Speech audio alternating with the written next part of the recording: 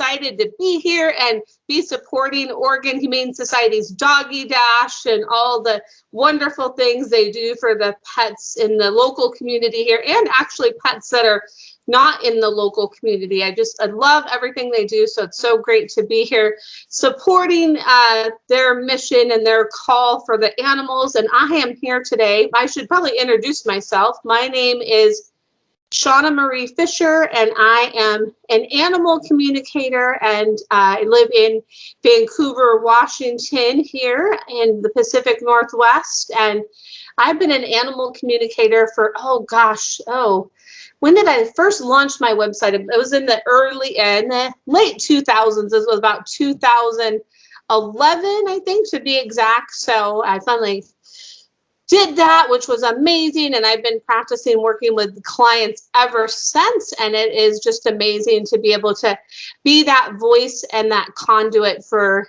people's pets and to help bring more clarity for people and their pets. So the reason I am here today is to talk to you a little bit about animal communication and how it works, right? Because I'm sure a lot of you out there have heard about animal communication and have maybe wondered, how does that work? And how is that even possible? And how can somebody communicate with animals? Well, hopefully by the end of this, with some little tips and insights that I give you about animal communication, you realize that you are actually, in fact, communicating with your pets at home already in ways that maybe you didn't realize were a part of animal communication. So just to kind of give like a brief synopsis of how animal communication works, because a lot of people wonder, how do I know that I'm really communicating with that animal? Like, how is that message going to come through? How do I know it's from the animal? So to give you an insight into that, animals communicate in a variety of different ways. So sometimes it might just be a knowing. So you'll be there with your pet and you'll have something that'll just pop into your head and you might think suddenly, oh, wow, I really want to take Scout out for a walk. And so, that's the communication that Scout is communicating with you. Or you're maybe about to go grab Scout's leash and Scout picks up on that, because all of the thoughts that we think unconsciously or consciously, the animals and pets in our lives pick up on all those thoughts. So that's one way. You just might have that knowing. And then other ways, they might send us a picture. So you might imagine, oh, wow, like I really feel like my cat Zeus is out of wet food or dry food. Let me go check. And oh, sure enough, I need to fill that up and give Zeus some more dry food or wet food. Or, oh gosh, I forgot to buy cat litter last time I was at the store and I'm almost out of that. So you might have that message. They might send you a picture of an item, be it something like that, or maybe their favorite toy or their favorite dog park or their favorite thing to do with you, right? So they might show you that way.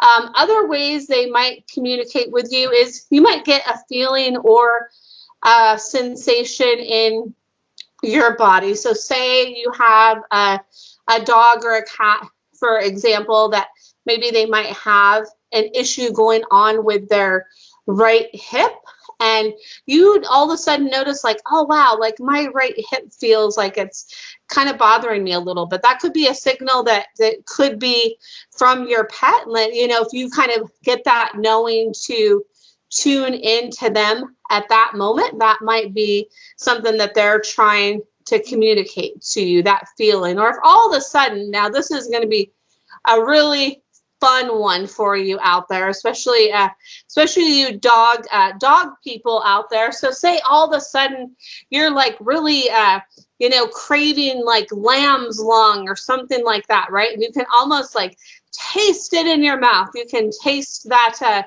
lamb's lung, and oh, that sounds so good. Well, most likely you're not going to be the one that is interested in eating lamb's lung, right? But a lot of times the the dogs in our life really like lamb's lung for whatever reason. It's really stinky and really delicious. So they really enjoy that so much, right? Or maybe you have a cat and you're suddenly craving like sardines or some, something like that, right? And you're like, oh, I don't usually like that. So it could be that. So those are the various ways that they kind of send us messages, right? Or, also too, they kind of, what's really amazing about animals is they reflect to us how we're feeling and what's going on in our life, right? So say you're having a really great day and you're so happy and you're just filled with joy. You might notice that sometimes,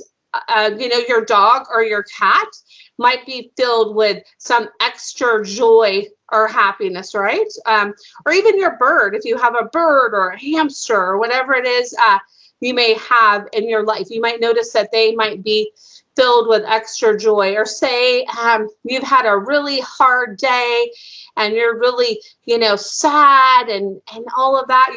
You might notice that your pet might give you some extra comfort, right? Because they're picking up on that sadness, and the animals in our life always want to fill us with joy and make us happy and remind us of the happiness that exists within us all the time, right? They want to remind us of that all the time. So those are just some ways that they can communicate and send messages to us. And what I always like to have people do to practice animal communication and how it works is you can kind of just sit quietly just for a few minutes. You can just kind of close your eyes. You can put your hand on your heart if that's what you want to do, and just kind of tune into a pet that's in your life currently or one that was in your life previously. And you can just tune into them and see what kind of messages come up for you. What I always find handy is if you have a pen and a paper handy, and then you can just jot down all those thoughts that come to you and just keep practicing. And then you could have somebody else in your household, verify the information you're picking up on, or you could practice with a friend's pet to see kind of what information you're picking up on. I find that when people are first practicing animal communication, sometimes we can tend to doubt ourselves with what we're picking up on. So I find if people, when they tune in and they take that couple minutes, if they write down what they pick up on, then we're less likely to censor ourselves, because sometimes the way that they communicate things may be different than the way we communicate things, right? So it's just basically putting those puzzle pieces together and figuring out what it is that they're communicating. So I have a great example for this. So, and this goes to show even me here doing this professionally, like sometimes I, might have second guessed myself in the past when I've been doing this. And then the more I realize, oh my gosh, if this thing sounds so crazy and so outlandish that's coming from them, wow, I have to really communicate this because it's something that's really important that they want to share with the people in their life. So the example I have for you is I had a communication session I was doing for 2 cats, and one of the cats in the household kept mentioning to me that they wanted some Cheetos. They said, I really want some Cheetos. I really want some Cheetos. And I kept kind of pushing that aside because I knew these people, and I knew that they most likely I knew that they did not have Cheetos in their house and that they were not going to be feeding their cats Cheetos. I was like, there's no way. And so I was like, and it just kept coming back to me and coming back to me and coming back to me. So finally I said, hey, your cat is mentioning something about some Cheetos. I want some, I want those Cheeto treats. I really want those Cheetos. So what was really awesome is when I told them that, they had mentioned there's this treat that they gave their cat. I think it was some Stella and Chewy's treat that kind of was in the shape of a Cheeto. So then they hadn't given that to their cat in a long time. So they ended up, of course, taking that message and saying, oh, we really need to go and buy some of these Cheeto type treats because it's been a while. So I tell you that just so you can be aware that sometimes, it may not be clear what they're trying to communicate. So it's just really working with that and digging deep to find out what the message is that they're trying to communicate, right? So and the thing too with animals, and I think I probably already mentioned this, but I think it's so important, is the animals in our lives, they pick up on all of our thoughts. So they pick up on the thoughts that we say outside. If we say, hey, Skippy and Zoe, let's go to the dog park, or oh, we're gonna go for a walk, and and we're gonna go to the beach, and we're gonna do this. Or if you have a cat that maybe you supervise outside, or you take on a harness, take out on a harness, and you show that picture in your mind of, oh, like I really want to take Felix out and in his stroller, if you have a stroller for your cat, because I actually know some people that have done that in the past, quite a few clients I've worked with, or a harness, and you have that picture in your head, like, hey, I'm going to do one of these things with my pets.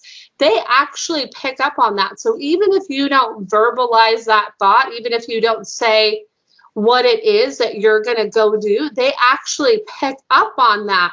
So you might notice that maybe you might have an unwanted behavior from them. After that, you might notice, oh, hey, why are they acting up? Because they, heard in your head, you were thinking, oh, I'm going to take them out to do this, or take them to do this, and then you don't do it. So sometimes they might get upset about that, right? So they pick up on all those thoughts. They pick up on what we're feeling and what we're putting out, and they're a big reflection in our life of maybe things that we don't realize are going on with us that maybe we're not really paying attention to or being mindful of, right? Maybe they're trying to encourage us to go out for more walks, or be creative more, or do, spend more time outside and do things like that, right? So they're always communicating messages to us. So that brings me to a really important point here. So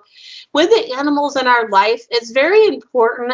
In the classes that I teach, this is one of the most important foundation pieces that I teach. Is it's very important to not make promises to them you can't keep. So don't say that, hey, every morning we're going to go for that hour-long walk, or every morning we're going to go for that jog, or every day we're going to play fetch for an hour, or every day, with your cat, I'm going to play with that lure toy with you for an hour, or anything like that. Don't make promises to them you can't keep, because that can create some unwanted behaviors and things like that with them as well. So it's really important to do that with them. And another thing that I want to bring up is, oh gosh, okay, there's so many things that I want to share with you in this short amount of time. Is so just to be mindful of the fact that don't make the promises you can't keep. Do what you say you're gonna do with them, and always kind of look at what they're doing as a reflection to what's going on with you. Okay, that was the point I was gonna bring up here, so thanks for bearing with me here. Is sometimes an unwanted behavior in a pet in our life. So say you might notice like like, oh wow, like, okay, they're not being as friendly as they used to be, or they're kind of acting withdrawn, or this or that. Sometimes unwanted behaviors and things like that can be associated with maybe pain that they have going on. So always be mindful of that and make sure to get that checked out by your vet. Like if you notice any kind of different behaviors in them, it might be very subtle, or it might be kind of out in the forefront. So really make sure to be mindful of that. That's really, really important to do that. And then I'm sure a lot of you on here have rescue pets in your life. I know me, my animals that I have are rescues. My two dogs, I got from the Humane Society. And my one dog, I actually got from the Oregon Humane Society. And when I first got her, she was a little bit on the more kind of shy side. She might have had, maybe a past that wasn't as desirable as it could be, right? She was not really keen on loud noises. She was afraid of cars, and she was a little bit on the shy side, right? So I really tried to be mindful of the projections that I was putting on her, right? So instead of like projecting to people, oh, she's shy, don't, like when people would say, oh, can I come up and pet her? At first I kind of was like, oh, she's a little bit, shy. And then I kind of figured things out and saying, wait, I shouldn't really be projecting that on her, because the more I project that she is shy, the more she's going to do that. So what I can do to help her is to give her more confidence, right? And that's a form of communication with her too, is showing her that she can be more confident, that I'm there to support her, and she can try to let people in and know that she is, supported by me. So I really, worked with her on that. And so that can be like a lot of times maybe where we have some issues with the pets in our life, is the projections that we put on them. So just, be mindful of that too, like, because we can help them to shift those behaviors sometimes too, right? Instead of like always expecting, like if you have, say, for an example, a dog that barks a lot, right? If you kind of have that in your head right here, and you just know like, oh my gosh, there goes Barley again. He's always going to be barking and barking and barking. The more you have that thought and have that projection, the more that Barley is going to amplify that to match that, because our animals in our life always want to please us, right? And they pick up on those vibrations and those thoughts that we put out there for them, right? So that's another kind of tip with communicating. And another thing too, so a lot of times they can be like kids in our life, right? And they are our kids, right? Because they are our fur kids. So a common example of this, say you have a cat that is scratching in an undesirable place, right? Say they're scratching on the sofa, and they're scratching on the sofa, and it's like, I wish they wouldn't scratch on the sofa. I have these scratching posts for them. Why are they not using that? Why are they using my sofa? So a lot of times what we'll do, right, is we'll tell them, no, like, don't scratch on the sofa. No, don't do that, right? So what we're actually doing when we're telling them that, we're actually telling them to go scratch on the sofa, because that's what they're seeing. That's the picture that we're sending out to them, is that they are scratching on the sofa. So what we can do is we can redirect that, and we can imagine them scratching on their scratching post, or scratching on one of those cardboard scratchers. So what we can do is imagine what we want them to do instead of what we don't want them to do, right? That's a really key thing in animal communication and working with the pets and the animals in our life, right? It's kind of like, they might be, a little curious about things too sometimes. So it's just, redirecting them to show them like, okay, no, like, you don't want to do that, let's show them doing this, like showing them doing the behavior you want them to do, right? So that's a really important thing too. And another thing, and I know a lot of people think that animals are colorblind, and they can, I know they see color in a different way, right? But they pick up on the vibration and the energy of colors, right? So I went through this intuitive color training with somebody that I know that does work with different colors, and how different colors can help amplify different things in your life, right? So I use that to actually help the clients with the pets in their life. So an example of that is when I first got Coolip, I got her a bright red harness, because I love red and I love bright colors, right? So I got her this bright red harness. And what happened is she actually ended up chewing a little piece off of it. So I had to go back and exchange it and trade it in for another one. And it was interesting as I was almost going to grab another red harness for her, but I actually was drawn to like a cool royal blue one. And I just felt like, I was like, there's something that she needs, that royal blue harness, that's going to help her more, that's going to help her to feel more supported, right? That's going to be really important for her to have that different colored harness. And what was really interesting is when I got her that royal blue harness, I could tell that really helped her a lot. And I could start to see, some shifts and changes where it really helped her to, kind of come in her own way and become more confident. So a lot of times, some common colors that I work with people, if maybe they have a dog that isn't so balanced, I might suggest using an orange harness, right? Because the color orange is all about balance and bringing balance into our life, right? Or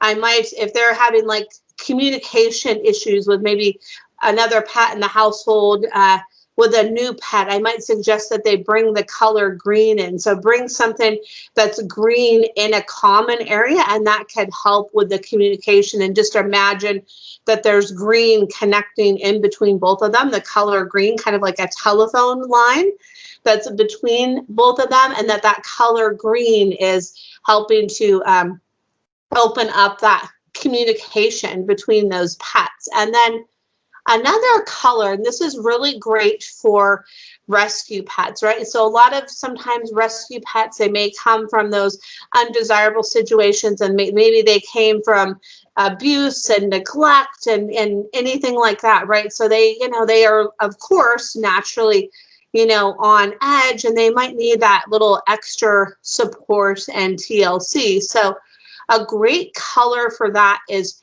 pink. So the color pink is about, surrounding us with unconditional love, and it's about unconditional love. So you can just imagine that the color pink is around them. You can add, pink to maybe give them a pink bowl, or add pink to their leash, or have the color rose, have rose quartz around, which is the color of pink, and just imagine that, and that can really help them as well, right? So that's just some, some tips with some of the colors that I use with a lot of the clients I work with to help with different things that are going on with their pets. That can be a really helpful thing. And something else I want to bring to your attention, because this is, related to communication and related to how they reflect to our thoughts that we put out there, right? So when I first got Cool-Up, I had this, I changed harnesses from the original one that I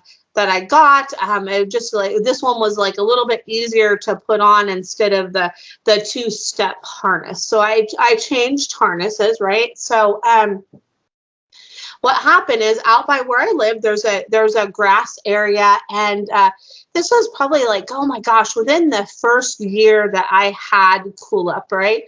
And there was a lady that had a hat and sunglasses, and she, kind of approached Cool-Up a little too fast and wanted to try to pet her, right? And that really made Cool-Up really nervous. So I pulled, I was trying to like pull Cool-Up toward me. I was like, okay, come on, letting her know she was okay. And what happened is she slipped out of her harness.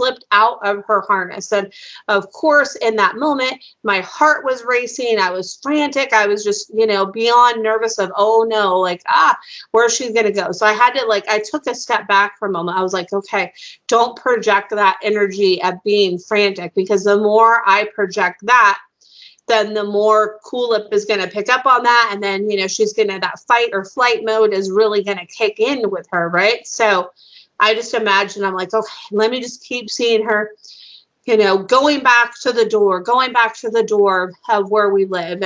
And sure enough, she heard that and she felt that, and she went back to the door, thankfully. And after that, I actually went and bought her a new harness, and which has been really helpful. Now there was one other time, because even me here, the animal communicator, right, is sometimes we all have our humanness. There's the human factor, right? So I got her a different harness, and I got her the Ruffwear harness, which I really love the Ruffwear harness, because what's really nice about that is you can clip it on the front or you can clip it on the back, which is really great. So anyway, there was another time, something else made her a little nervous, and this was when I was still clipping her leash to the top of her harness, and something made her nervous, and I pulled her toward me, not realizing that was going to, pull her harness, like that could pull her harness off. And we were like a little further away from where we live at this time. And so anyway, I was like, okay, I'm not going to get frantic. I'm just going to say, cool up home, like go home, cool up home. And I, just kept saying that, like I said it a little bit in my outside voice, but I kept saying that inside my inner voice. And I just kept imagining that she was going to go back home. I just kept seeing it and seeing it. I was like, okay, she's going to go back home. I'm going to just send her that energy, send her that vibe that she's going to go back home. And sure enough, she ended up going back home, and she waited right by the door. And so after that, I learned that it's better to clip her harness in the front instead of on the back. And that's made, a big difference with that. And it's helped her. It's helped her so much. So there is that. So that's just like kind of to give you a little snippet of, how kind of that animal communication can really come into play with circumstances like that, right? Of how that can really reflect, right? And so that's with an example with my cool up. And then I have another example. So I had my dog Luna. Now my yellow lab Luna, she was not a big fan of other dogs, like especially when she was on a leash. She wasn't really great with that. So I always was really mindful about what I was projecting to her when she was on a leash, right? That's not to project that too much, because that can really amplify that, right? So anyway, I really figured I was doing so good with this, and one time it really came to show me how good I was doing with this, because there was when we were living in this one apartment complex, and there was a little dog that just had recently found its new home, and this dog was really barking and really frantic, and was trying to actually go after Luna. I didn't have there was no riff or anything with her and that other dog in that moment. And it was really interesting. I could actually see back in that moment in my mind right now, and I could just hear her saying, Shauna, I'm so proud of you. You figured it out. You didn't project that on me, right? Because they're so, I cannot stress that enough, of how they really pick up on what we project out there to them, and what we project on how they're going to be and how they are in certain situations too, right? So say you have a pet that maybe doesn't do well at going to the vet, right? So you can just imagine okay, I'm gonna imagine that this is a better experience, getting my cat in the carrier, it's not stressful. I'm gonna imagine that this is a good experience, and I'm gonna show them that this is a good experience and keep them in the loop, right? So that's another really important thing, is it's really important to kind of keep them in the loop of things. So say maybe you're going to go on a trip and you're going to be gone for some extra time. It can always be really good to communicate with them, okay, I'm going to be gone for 5 sleeps or 3 nights or 3 days or whatever it is, because that can really help them, so they kind of know what's going on, right? Especially a pet that maybe came from a shelter or something like that, or a humane society. Maybe the first time you boarded them, they might be a little apprehensive about that. So kind of setting that anticipation, oh, I'm going to be back, and that can really be a really super beneficial tool to use with them, right? So they know like, oh, okay, they're going to be back, and I can trust that. And maybe, if you first get a pet and you have a trip planned in the first few months of getting them, you can maybe leave them for little bits of time, and then they could increase that trust, right? Because that's what it's all about. We're in communication and in a relationship with the pets in our life, right? So we want to have that open communication with them, and that's just that communication. It's just that telepathic, natural communication, right? So kind of an example that you might know with some people in your life is maybe you might be thinking about that one friend that maybe you haven't heard from in a long time, and you just kind of like, oh, I'm really thinking about Sally. I haven't talked to Sally in a long time, and I wonder how she's doing, right? And you're thinking about Sally, and then all of a sudden, a day or two later, Sally ends up calling you, and you're like, oh, wow. So it was that energy that we put out there that Sally, picked up on, that kind of frequency that we were sending out. So Sally's like, oh, I need to call Polly. I haven't talked to Polly in a while, so I'm gonna call her, right? So there's that. So there's all those things that they pick up on, and animals and the pets in our life are masters of nonverbal communication. They are so keen and so on the money with picking up the nonverbal communication with us, right? So they're so good with that too. And one thing I want to kind of bring up, because I'm sure a lot of you, I get this question a lot sometimes, is people want to know, when they have a rescue pet in their life, of course, naturally, as humans, we want to know, what their past was, what's the story, where did they come from? I want to know more about that, and I really want to know so I could help them more. And a lot of times I notice with a lot of the sessions that I work with and a lot of the clients I work with is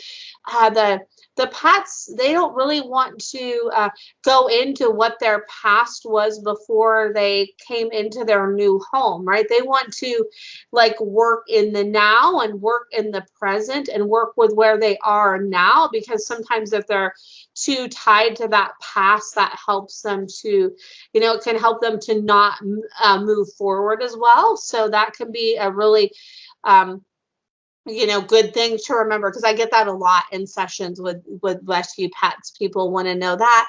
And then people also want to know, how do I know I'm communicating with my pet? It's just that knowing, and just kind of ask for those signs and those things for them, and have somebody else in your household or a friend, really practice with them. And you could just practice with just saying oh, okay, what's Oscar's favorite toy? What's his favorite game? What's his who's his favorite person, or did he have any special snacks today, or what's his favorite treat, or just kind of maybe what happened in that day too, just so you can get that verifiable proof that, oh wow, okay, I am communicating with the animals in my life more than I realize I am, right? It's all about trust, right? It's just about trust, and it's just about practicing and really working on it. And there are some amazing books out there about animal communication. There's so many great books, and I actually do classes in animal communication too. And I know there's quite a few other people that do classes in animal communication. So, I mean, if you're really interested in learning more about it, and even if it's just for professional or just for your own pets, that can be really beneficial to read some books or take some classes. And a lot of times what I notice is when I have a session with somebody, what's really amazing, the more we're in tune and we communicate with our animals, right? We always have such a close relationship with the pets in our lives, right? And they know us like nobody else, right? They know us like the depths of us, because they are just so unconditional and filled with joy. They know so much about us. is that they, oh gosh, where was I going with that? So let me get that thought back. So they know so much about us that they're always really there for us. So they want to help us with communicating with them, So, and that's where I was going with. So thanks for bearing with me here. So animals, we already have that deep connection with them. But what I find with a lot of the clients that I work with is they notice that after a session, they notice a deeper connection with their pets, and they can see shifts and changes, and they can see things that maybe they, had been thinking about in the past that maybe they hadn't followed through with, or, like, oh, I don't know if I should do that. So basically, the animal communication, what it does is it brings insights and clarity to the animal and the pet that I'm working with. It brings their perspective and clarity from them with how they're feeling about a certain situation and how to better assist them. And I notice a lot of times, somebody will say, oh gosh, I noticed that they have, softer eyes, or I could feel that, like, I was working with that communication with them, and I could really feel that shift and that change and that energy exchange. And to me, there's no greater gift than that. It's such an amazing thing. So if you want to, practice communicating with your pet, next time maybe you take your dog out for a walk, just say, hey, where do you want to go explore? Show me, like, your favorite way to go walk, or, just show me the favorite thing that you want to go do right now. And maybe with your cat, you can have them show you, oh yeah, hey, what's really my favorite wet food, right? Because sometimes cats can be a little bit picky about that, right? Some more than others. So you can have them, show you that, and practice sending pictures back and forth to the pets in your life, and just maybe take a few moments every day just to kind of close your eyes and tune in and see what information is coming to you, right? And just keep practicing it and it's kind of like riding a bike, right? It's like, maybe if we haven't rode a bike in a long time, we might think like, oh wow, how do I get back on a bike again? It's been so long. It's like we have that knowledge inside of us, so it's just practicing and getting back on the bike. Because I believe, here I am, a professional animal communicator, right? I've done lots of classes and read lots of books and worked with a lot of different people, but I truly believe that everybody has the ability to communicate with animals. It's just about honing that skill and working with it and trusting and practicing. That's what it's all about. So I really just invite all of you out here that are listening, practice with the pets in your life and see what comes up for you and for them, and have fun with it, right? That's the most important thing with animal communication, aside from trust, is just have fun. And one cool thing you can kind of have the verifiable proof with a pet in your life is you can just close your eyes, and we know a lot of the answers from our own pets. So you can just practice, like, ooh, what was your favorite adventure we ever went on? And close your eyes and see what comes to you, right? And the answer might surprise you. You might say, oh,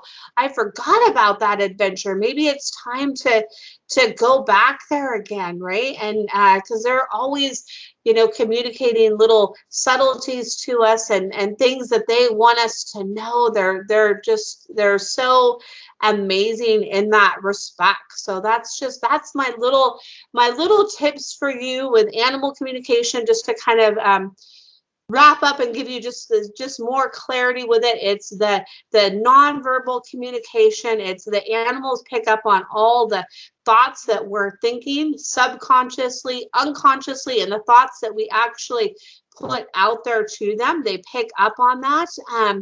they're the masters of that nonverbal communication. They communicate a lot in pictures. They communicate in a lot of other ways too, but pictures is a big one. They might, we might get an image in our head of like, oh, this or that with them, there's that. And a big important reminder, it's trust. And it's also watching those projections that we put out to the animals in our lives, because they project and reflect back that. So show them what you want them to do, not what you don't want them to do, because they're going to see and wonder, well, wait, you're showing me to do this, and then you're upset with me for doing this. So there's a lot of mixed messages that can come sometimes. So really be conscious and aware of that too, because that's a lot of, sometimes the clients I work with, sometimes it might be mixed messages that we don't realize that we're sending to the pets in our life, right? And we all have done that before, right? We've all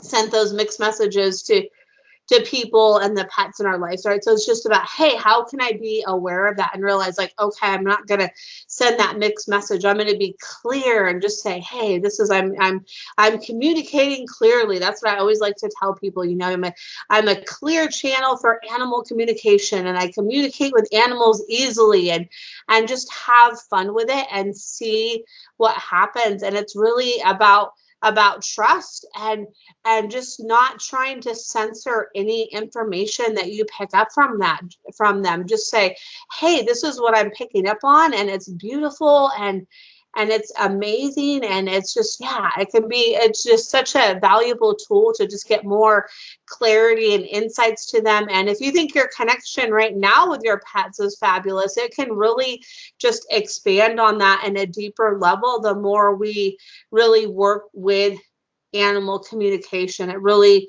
can just make such a difference in not only our life, but in their life. But one warning I have for you is, once you really start with learning more about the animal communication, the more you're going to just like want to soak it all up, because it's so amazing. And it's such a great resource for us and the pets in our life.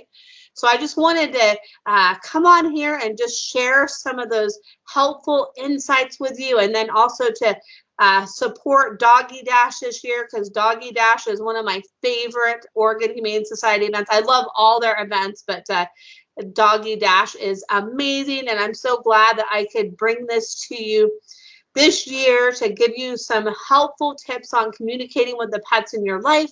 And I hope this has been helpful to you. And if you want to find out more about what I do, feel free to check out my website, which is Happy Tails Intuitive Animal Massage.com. And it was so great to spend this time with you. And I hope it's been helpful for you and the pets in your life. And I hope that you all have a great rest of your day. And thank you so much for tuning in. Bye.